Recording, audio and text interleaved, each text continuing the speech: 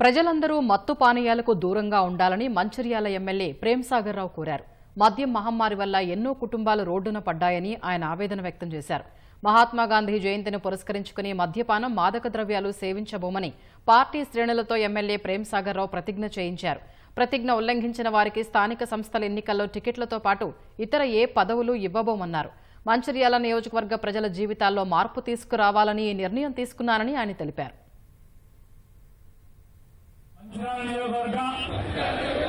Congress party నాయకులము, కార్యకర్తలమైన మేము మహాత్మా గాంధీ జయంతి సందర్భంగా మద్యపానం తీసుకోబోమని నేను నమ్మిన దేవుని మీద ప్రమాణం చేస్తున్నాను.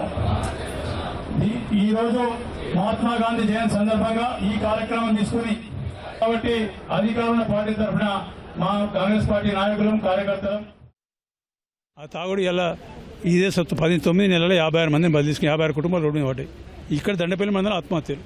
ఈ అన్నిటికీ ఆత్మహత్య శరీరానికి ఆత్మహత్య దేనికి పరిష్కారం కాదు, డ్రగ్స్ దేనికి పరిష్కారం కాదు, మందు డ్రింక్ దేనికి పరిష్కారం. ఎందుకంటే ఇవన్నీ కాలయాపన, దీంతో జరిగే లాభం లేదు, నష్టం ఎక్కువ ఉంటుంది. దీనికి అన్నిటికీ విరుగుడు తప్పది. కఠినమైన నిర్ణయం తీసుకున్నా ఖచ్చితంగా దాన్ని దూరదృష్టితోటి 100% నాకు నమ్మకం ఉంది. 1 సంవత్సరం 2 నెలల లోపల మా నియోజకవర్గంలో యువతులందరినీ ఆ దారి మళ్లిస్తానని నమ్మకం నాకున్నది.